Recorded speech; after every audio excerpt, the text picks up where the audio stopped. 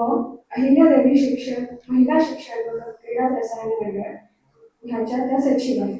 तसेच संत गाडगेबाबा अमरावती विद्यापीठ याच्या त्या सिलेक्ट मेंबर आहेत. अखिल भारतीय विश्व मांगल्य स्वनाथ परिषद याचे स्वयंसेवक असून दत्त उपासना मंडळ यांच्या स्थापनेपासून सक्रिय सदस्य सुद्धा आहे.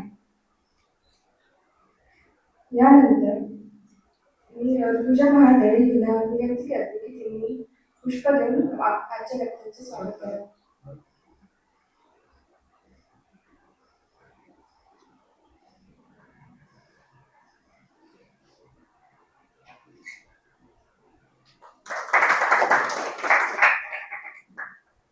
त्यानंतर मी पदवीधर कुलकर्णी विनंती करते की आपण मार्गदर्शन करा.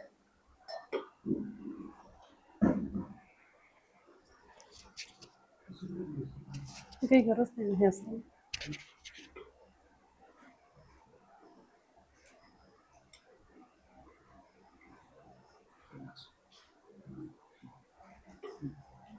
हरिओम.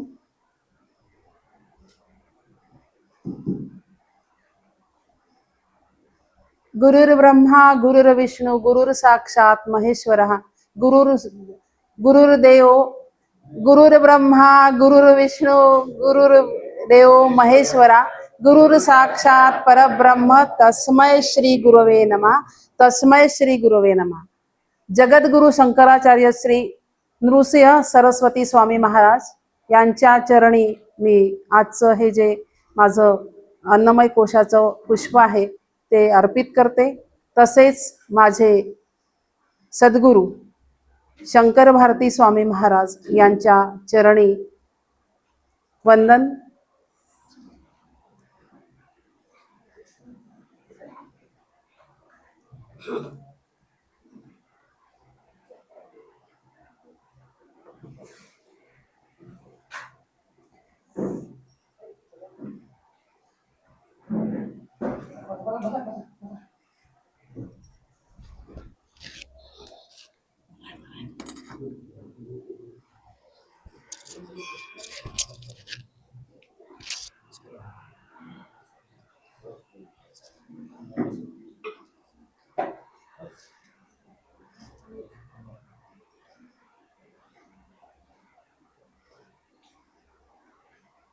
जगद्गुरु शंकराचार्य विद्या नृसिंह स्वामी सरस्वती स्वामी महाराजांच्या चरणी आजच्या हे जे मी वक्ता म्हणून मला इथे बोलवलं आहे त्याचं जे पुष्प असेल ते मी आधीच त्यांच्या चरणी अर्पित करते.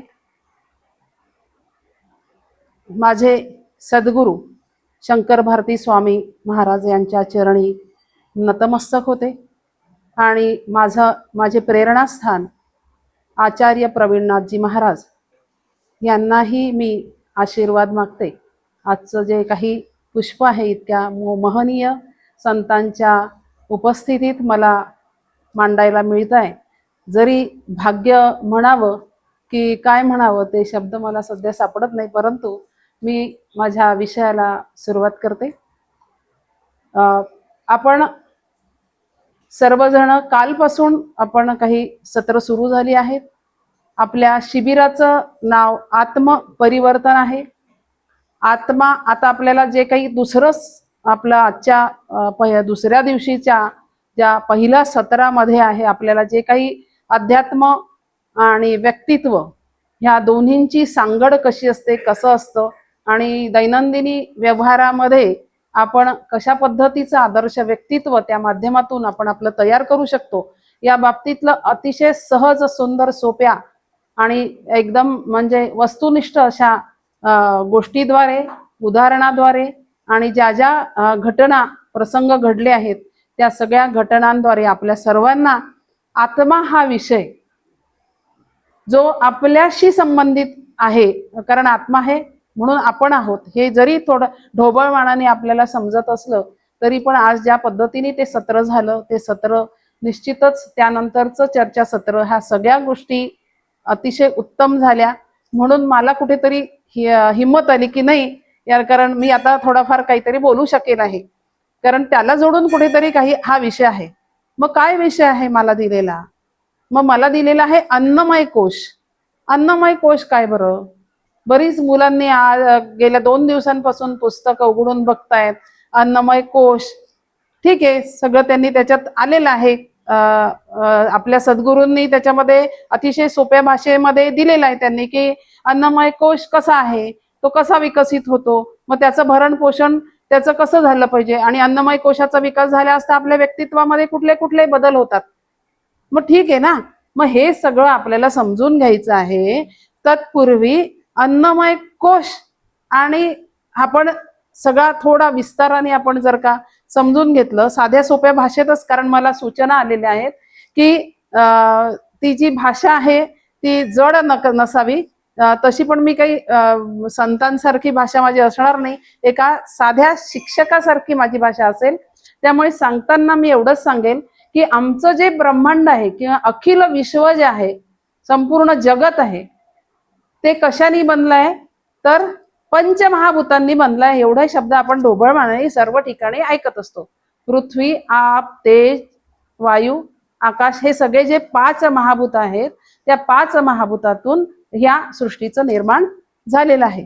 असं आपण सर्वजण ढोबळमानाने कुठेतरी ऐकलं असतं, वाचलेलं असतं, किंवा अजून काहीतरी कुठल्या तरी ठिकाणी हे सतत आपण ऐकत राहतो, त्याच्यातून आपल्याला कळतं. पंचमहाभूतांनी जर सृष्टी बनली आहे, तर माझा हा देह आहे, हा देह सुद्धा आपण आताच बघितलं की मी समजा मी पल्लवी आहे, तर मी देह, माझ्या देहाचं नाव काय आहे, पल्लवी आहे. मग हा जो देह आहे, सांगितलं महाराजांनी की हा देह कसा आहे, नश्वर आहे.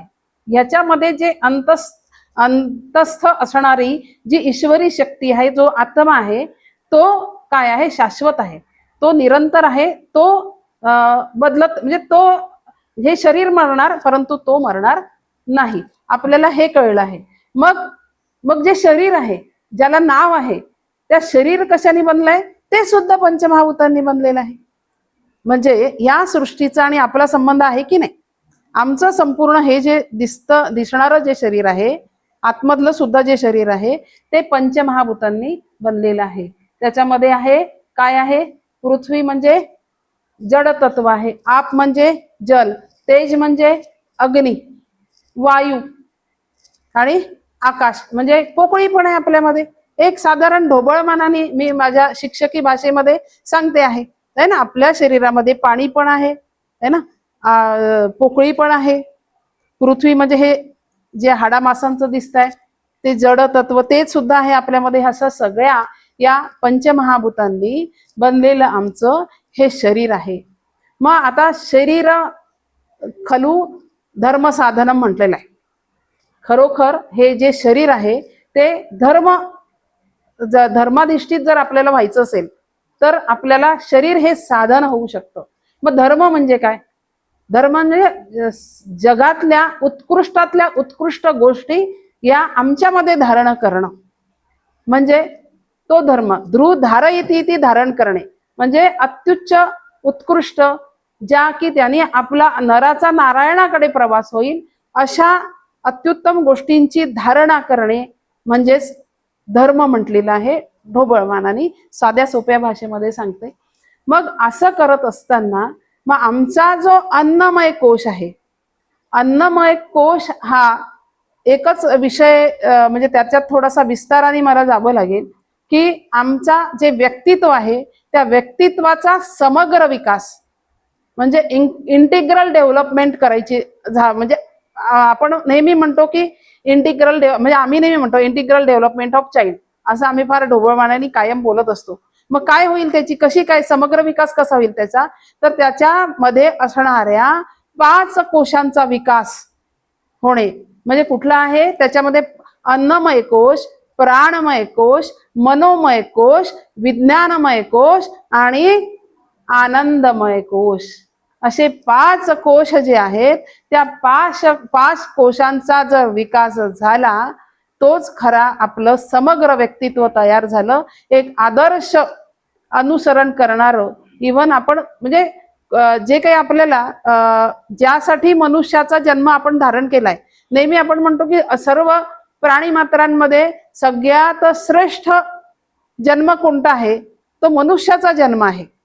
कारण आपल्याला बुद्धी आहे, मन आहे, आपल्याला सर्वच काही इंद्रिय आहे की ज्याद्वारे आपण सर्व गोष्टी बघू शकतो, शिकू शकतो, चिंतन मनन करू शकतो आणि ज्या म्हणजे सर्व समाजासाठी कल्याणही करण्याची क्षमता त्या मनुष्यामध्ये दिलेली आहे. पण तो केव्हा करू शकेल? सगळ्या स्वतःचं कल्याण जेव्हा करेल तो तेव्हा जगताचं कल्याण करेल. पण स्वतःचं कल्याण करण्यासाठी त्याला पहिले स्वतःचं व्यक्तित्व तयार करावं लागेल. मग मला माझं व्यक्तित्व तयार करण्यासाठी इथे बसणारे गृहस्थ साधक असू शकतात, गृहिणी साधिका असू शकतात, आणि जे विद्यार्थी आणि आता नुकतेच तरुण मुलं जी आता जॉबला लागलेली आहेत त्याही मुलांना हा जो पंचकोशाचा विकास समजून घेतला तर जे काही आयुष्यात आत्तापासूनच्या ज्या आपल्या सगळ्याच म्हणजे शारीरिक समस्यांपासून मानसिक आणि सर्वच समस्यांना आपण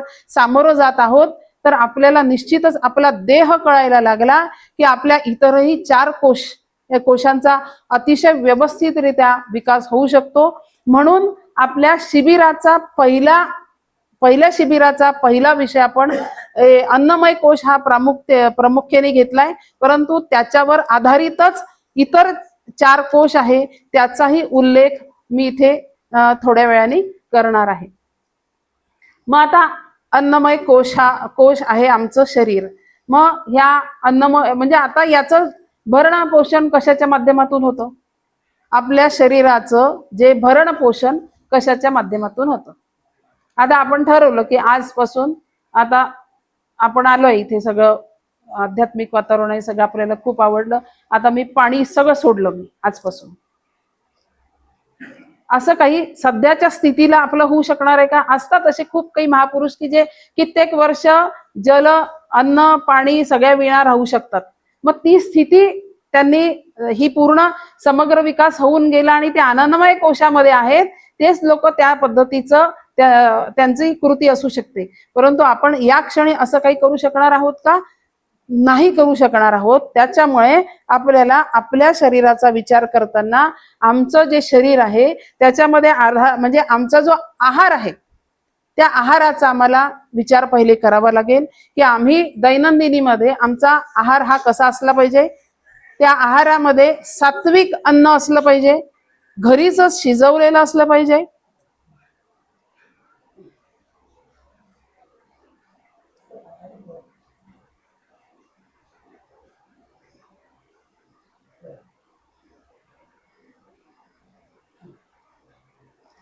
आमचा जो आहार आहे त्या आहाराच्या संदर्भात इथे बसणाऱ्या सर्वच गृहिणींना सुद्धा खूप गरजेचं आहे की बरेचदा काय होतं की कंटाळा येतो तेच घरात करून, नाही बाबा आपण बाहेरचं मागवूया, परंतु बाहेर करणाऱ्या व्यक्तीचं मन, त्यांनी वापरलेलं त्या अन्नाची क्वालिटी, या सगळ्या गोष्टी बघता त्या शरीरामध्ये ते जाणार आणि त्यामुळे शरीरामधल्या सगळ्याच कोशांवर विपरीत परिणाम होणार.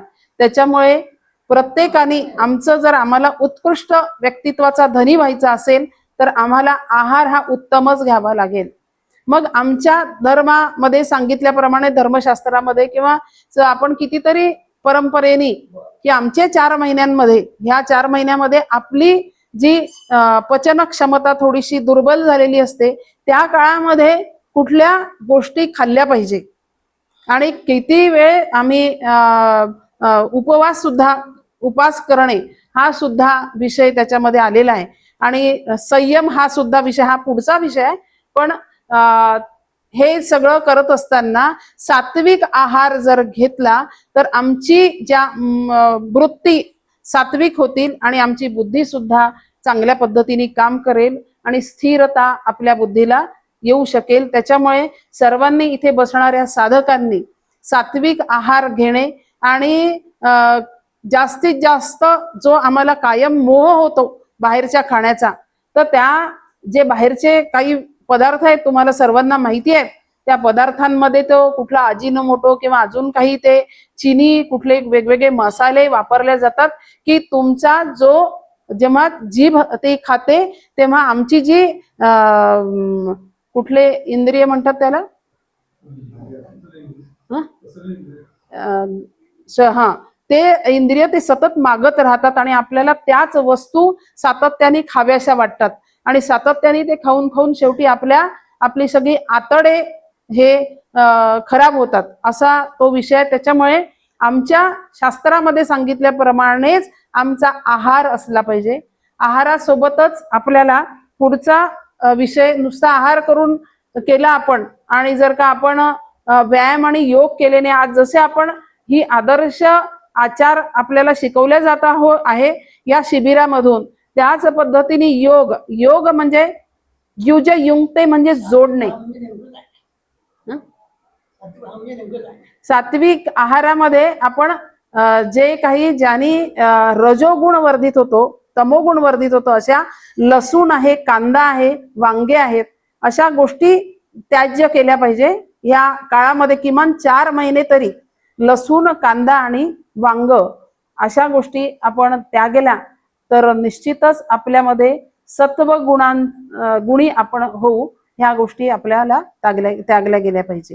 तर सर्वांनी जर का लिहून ठेवल्या की बा या 4 महिने मी संकल्प करते की या आता महाराजांनी सांगितल्यामुळे महाराजांना जे काही अभिप्रेत आहे सर्वांकडून की ह्या 4 महिन्यांमध्ये आम्ही लसूण, कांदा आणि वांगे हे आम्ही खाणार नाही.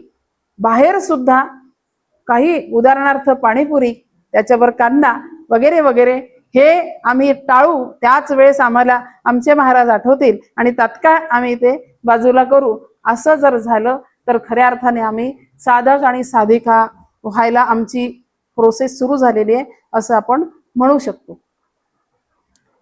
आता आपण प्रत्येकाला, माझ्यापासून प्रत्येकाला मी बोलत आहे, माझ्याही 2-4 गोष्टी अशा आहेत की मी पण व्यायाम फार कमी करते. मला स्वतःला खूप करणं गरजेचं आहे, कारण पहिले स्वतःपासून सुरुवात केली पाहिजे. स्वतः क्षमा माझ्यामध्येही ती कमतरता आहे, परंतु मी ती सुरू केलेली आहे काही प्रमाणामध्ये. आणि तो जर का प्रत्येकाने व्यायाम केला तर खूप चांगला शरीर आपलं हे म्हणजे शरीराचे प्रत्येक अवयव हे दीर्घजीवी असतील आणि सातत्याने येणं आपल्याला शरीरामध्ये जर चैतन्याने भारलं असेल शरीर तर आपलं मन आणि पण चैतन्याने भरेल आणि आपण निश्चितच आपण जो अंतिम उद्दिष्ट आहे की आनंदमय कोशाकडे आम्हाला जायचं आहे, त्या आनंदमय कोशाकडे तर आपण आता पहिल्याच ऑटोमध्येच बसले, अजून आपण ट्रेनमध्ये बसलेलो नाहीये. तर मग त्या ऑटोमध्ये बसतानाच आपल्याला ट्रेन मधली जी काही करायची आहे तयारी, ती तयारी करत असताना आपल्याला ह्या बऱ्याच गोष्टी टाळायच्या आहेत आणि काही गोष्टी आपल्याला स्वीकारायच्या आहेत की सातत्याने आमचं शरीर हे लवचिक होणं खूप गरजेचं आहे. स्त्रियांनी आपल्या घरातल्या सगळे कामं मला कसे स्वतःला करता येतील, म्हणजे मी नाही करत, मी कमी करते, पण मी बरेच उगाच ज्यांना उपदेश करताना मी माझा जे काही माझ्यामध्ये नाही आहे पण मी बरेच आता कामं करण्याचा प्रयत्न करते की त्यामुळे माझ्या शरीरामध्ये थोडी लवचिकता आलेली आहे. सर्वांनी ती करावी आणि छोटे छोटे कामं जर का घरी केली तर आपल्या घरामध्ये सुद्धा एक वेगळं चैतन्य निर्माण होतं असं मला वाटतं. तर आणि हे सगळं करताना आता आपला एक महत्वाचा विषय राहिला, व्यायाम तर केलाय आपण. आजच्या या धकाधकीच्या स्पर्धेच्या अतिशय जीवघेण्या या शर्यतीमध्ये आपण इतके फसलेलो आहोत सर्वजण की सातत्याने मी जर 1 दिवस 2 दिवस थांबलो तर मला काहीतरी माझ्या आयुष्यात खूप काहीतरी मिस करेल किंवा मी सगळ्यांच्या मागे राहील. आणि मग कायम, कारण नोकऱ्या कोणालाच अशा काही परमनंट असतात किंवा खूप काही त्याचं चांगलं चालू असतं असं नाही, कारण संघर्ष आहे सर्वांना, अनिश्चितता आहे, असुरक्षितता आहे. सातत्याने बाहेर चालणाऱ्या ज्या समस्या आणि ते सगळं बघता आपण सतत मन चिंता करत असतं, चिंतनच करत नाही. सातत्याने घरी पेपर येतो, त्या पेपरमध्ये सगळ्या चिंता करण्यासारख्याच बातम्या असतात आणि अतिशय ताण हा आपल्या मनावर येतो आणि ते मन सर्व शरीराला असं आक्रसून टाकतं.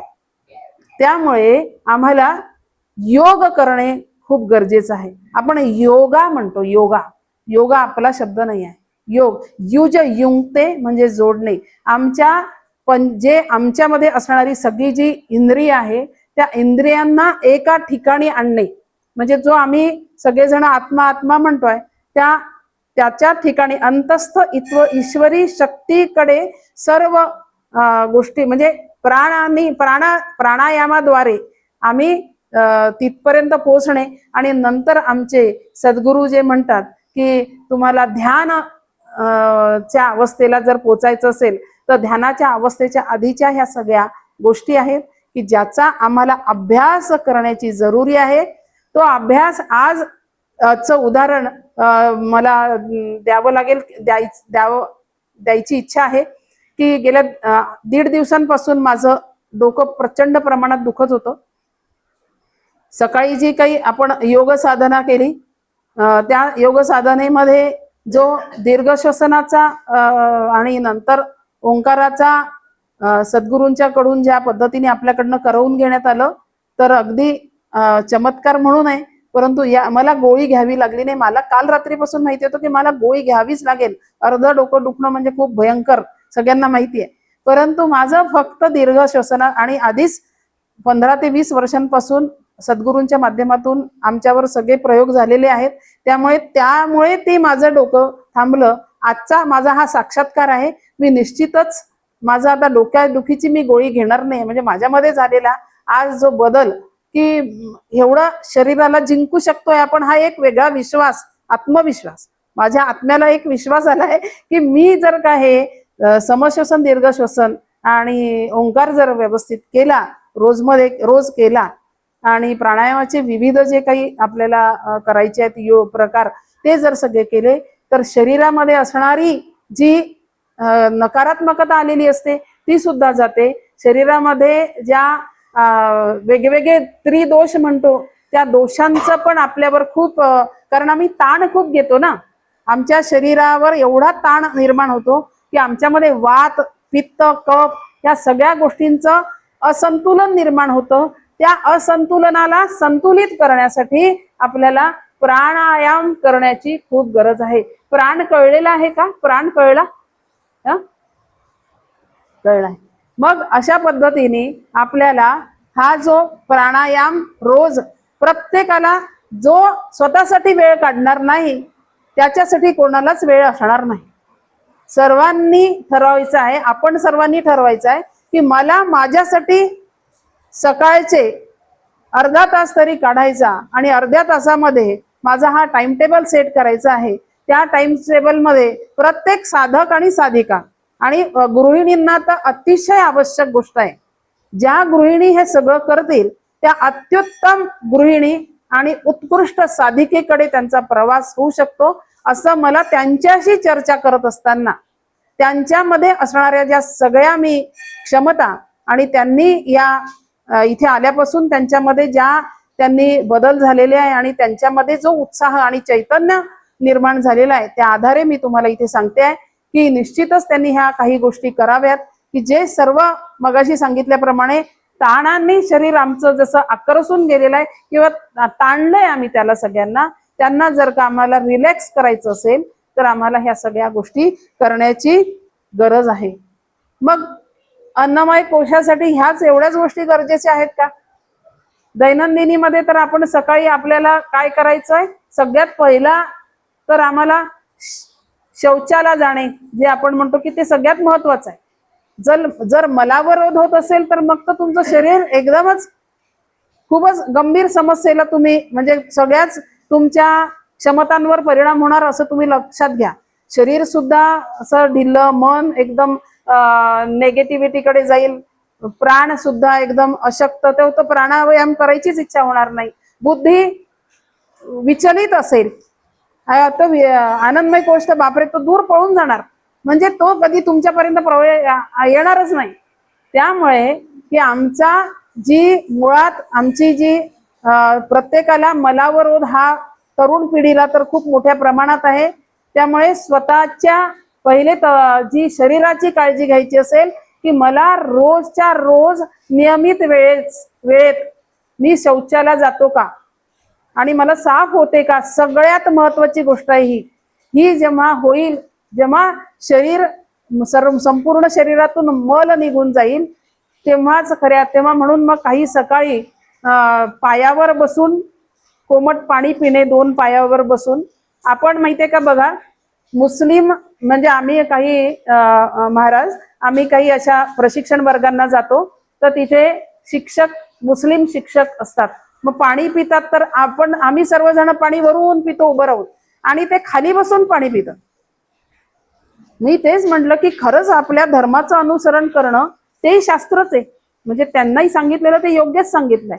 मग आपल्या पण याच्यात दिलेलं आहे ना. आमच्या आयुर्वेदामध्ये पाणी पिताना सकाळी कसं बसून प्यायचं आहे ते सांगितलंय. ते उद्या लागेल तर आपण त्याचं घेऊ प्रात्यक्षिक, म्हणजे कसं प्यायचं पाणी वगैरे.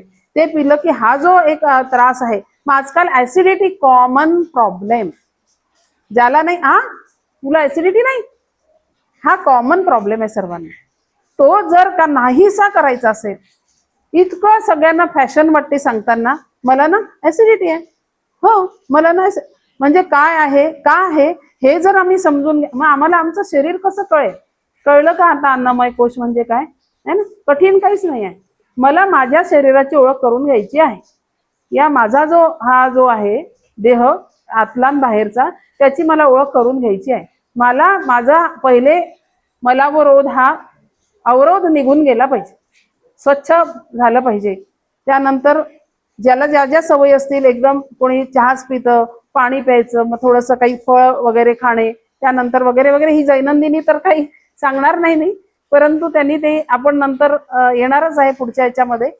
तर हा सगळा आपली केलं पाहिजे. आणि त्यानंतर आमची जी शारीरिक शुद्धता करणे असेल, ती पण खूप गोष्ट महत्वाची आहे. म्हणजे आमची जी आम्ही स्नान करतो ते स्नान कसं करणं ते पण शास्त्रात सांगितलंय. आता तर मी काही डिटेल सांगणार नाही, ज्यांना वाटेल की कारण कुठला एखादं त्याविषयी बोलणं होणं, वक्तव्य होणं, आणि त्याची उत्सुकता निर्माण झाली पाहिजे की नेमकं स्नान कसं केलं पाहिजे, सकाळी उठून सकाळचं उठल्यानंतरचं आचरण कसं असलं पाहिजे, उठल्याबरोबर म्हणजे आता मी हा संस्कारांचा भाग झाला, परंतु उठल्याबरोबर कराग्रे वसते लक्ष्मी कर मध्ये सरस्वती कर मूले तू गोविंदम प्रभाते कर दर्शनम, असं आपण, कारण आम्ही कर्म करणार ना सकाळी उठल्याबरोबर, म्हणून आम्ही हाताचं दर्शन घेणं. मग नंतर आम्हाला ज्या भूमीवर आम्ही पाय ठेवणार, समुद्र वसने देवी पर्वतस्तन मंडले विष्णू पत्नी नमस्तुभ्यम पाद स्पर्शम क्षमस्व, हे पृथ्वी मी तुझ्यावर पाय ठेवणार आहे, तत्पूर्वी मी तुला नमस्कार, मला क्षमा कर, तुझ्यावर पाय ठेवतोय.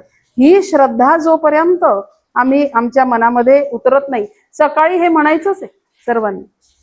जे कोणी साधक आहेत त्यांना तर हे गरजेचंच आहे.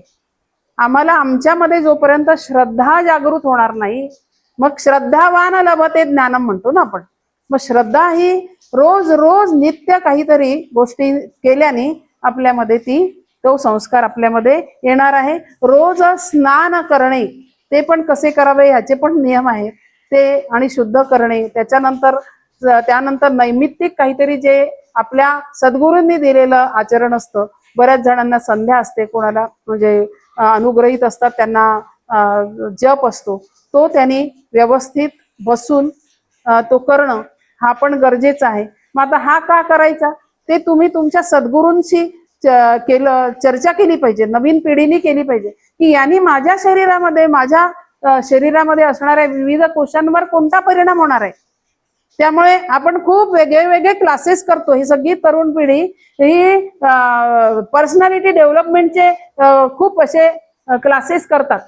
ही जी त्यांची पर्सनॅलिटी, पाश्चात्य लोकांची पर्सनॅलिटी डेव्हलपमेंट वेगळी झाली, आणि आमची जो व्यक्तित्व विकास आहे हा आमच्या 5ही कोशांवर आधारित व्यक्तित्व विकास आहे. ते जगामध्ये कुठल्याही पर्सनॅलिटी डेव्हलपमेंट कॅम्प हे आमच्या या पंचकोशाच्या विकासाला ते चॅलेंज देऊ शकणार नाही. इतकं अद्भुत तत्वज्ञान या भारताच्या भूमीमधल्या संत महर्षींनी आपल्यासाठी दिलेला आहे. पण आपण त्याचा जो उपयोग केला पाहिजे, किंवा मधल्या 2000 वर्षांच्या आक्रमणांच्या काळामध्ये जी आत्मविस्मृती आलेली आहे, त्यामुळे आपल्याला हे सर्व पुन्हा एकदा आपली आत्मविस्मृती जाऊन पुन्हा एकदा आपण ज्ञानवान होण्याची गरज आहे.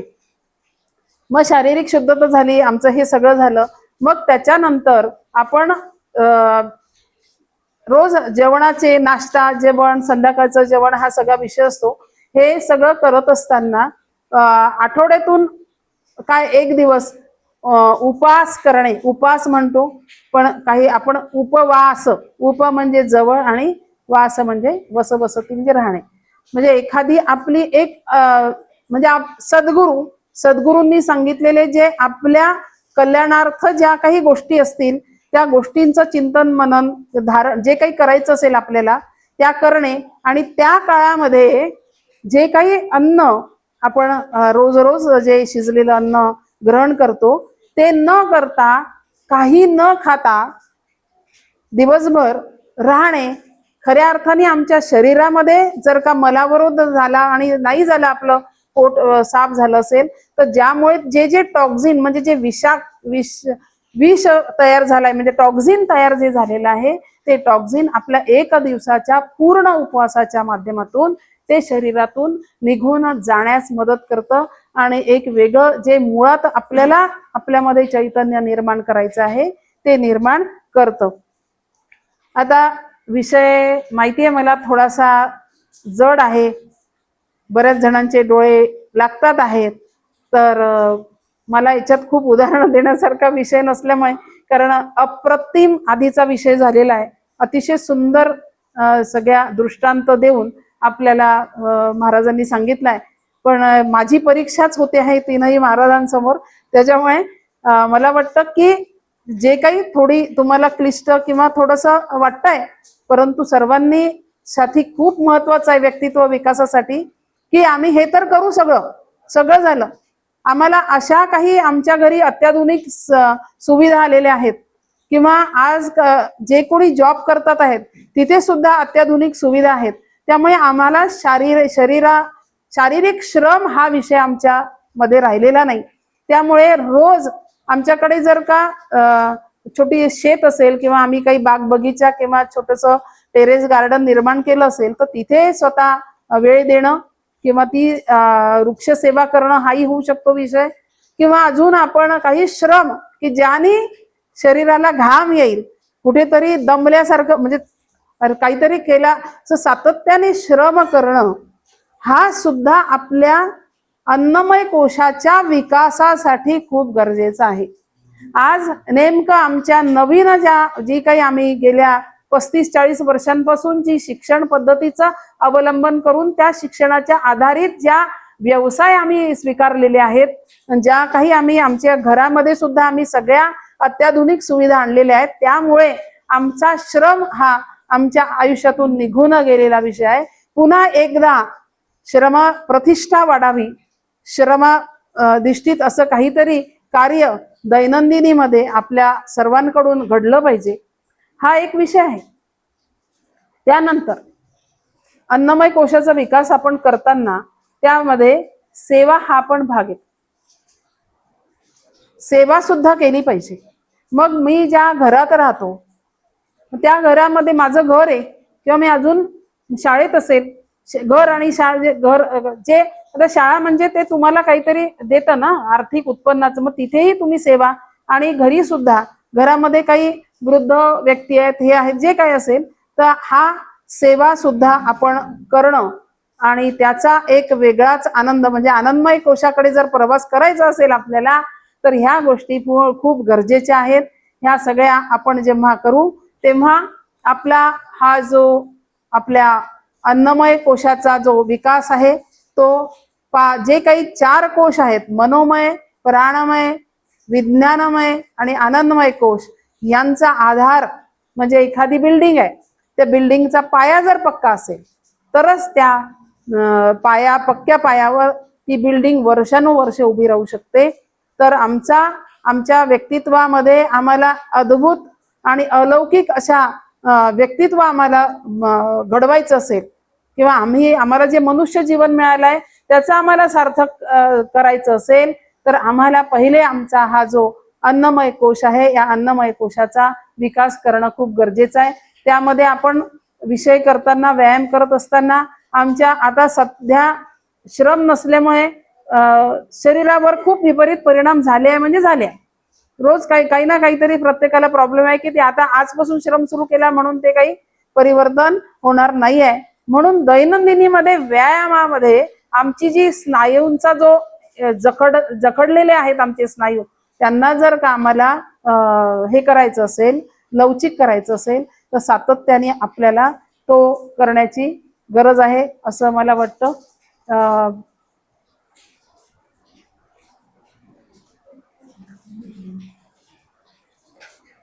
तर अन्नमय कोशाचा, कारण त्याला जोडून जर मनोमय कोश घेऊ का, म्हणजे मग 15 मिनिटं होतात, थोडं घेऊ. आता आपण अन्नमय कोशाचा ला म्हटलंय, थोडक्यात आता पुढच्या आपण म्हणजे मनोमय कोश असेल, जे काही असेल, मी थोडक्यात माहिती सांगते. तो पुढच्या एका सत्रामध्ये मनाचा विषय आहेच, आणि उरलेले जे कोश आहेत ते पुढच्या शिबिरामध्ये असणार आहे. मग त्याचं थोडक्यात मी सर्वांना कल्पना देते की आता आम्ही विचार केला, आम्ही सर्वांनी ठरवलं की आमचा अन्नमय कोशाचा एगाव आम्ही आता करणार. सगळ्या पॉइंट नोट केले. नोट करण्याची गरज नाही, आपल्याला सद्गुरूंनी एवढं दिलेलं आहे काय काय करायचं आहे साध्या सोप्या भाषेमध्ये. त्या गोष्टींना जेव्हा आम्ही ठरवलं की आम्ही फॉलो करणार, तसं केल्यानंतर 1001% आमच्या मनोमय कोशाचा विकास होणार. मन म्हणजे काय? आता इथे बसलेल्या अर्ध्या पाऊण जणांचे मन असे मस्त फिरून येऊन राहिले, अख्ख्या जगात फिरून राहिलेले आहेत. आता होणार आहे ना, कारण अजून आपला अन्नमय कोशाचा विकास झालेला नाहीये. ती डिग्री मिळवायची आपल्याला आहे ना. ती डिग्री जेव्हा आपण मिळवू तेव्हा कितीही क्लिष्टातला क्लिष्ट जड विषय हा आम्ही सहजरित्या, आमच्या कुशाग्र बुद्धी होणार आमची, त्यामुळे ती बुद्धी बरोबर ते ग्रहण करेल. बुद्धीने ग्रहण केल्यानंतर इतर जे काही क्षमता ज्या विकास होणार आहे, बऱ्याचशा याच्यातून आमचा सारासार त्या दिवशी ना, सारासार विवेक बुद्धी विकास, सार आणि असार ही जी म्हणजे योग्य काय अयोग्य काय हे कळण्याची क्षमता केव्हा विकसित होईल, ह्या सगळ्या गोष्टी जेव्हा होतील तेव्हा मग मन कसं आहे? अस्थिर आहे. मन कसं आहे? चंचल आहे. हे मन इतकं गडबड करतं, सगळ्यांना धारातीर्थी करतं, पुढच्या सगळ्यांना. त्या बुद्धीचा विकास गुंठच नाही होत, मग पुढे काहीच नाही, प्राणही नाही, सगळ्यांना आडवं तिडवं खाली पाडून टाकतं. आणि मग आपल्याला हे नाही जमत, ते नाही, बरंच काहीतरी होतं. मन घाबरतं, मन अस्वस्थ होतं, मन फिरत राहतं. किती पुस्तकं वाचता वाचता आपल्याला मन भरकटत असतं. असं जे काही होतं ते मन जर आम्हाला स्थिर करायचं असेल तर पुढच्या येणाऱ्या सत्रांमध्ये मनाचा विषय असणार आहे. त्यानंतर आपण मध्येच जो काही मी घेतलेला होता प्राणाचा विषय घेतला होता, है ना, घेतला होता ना.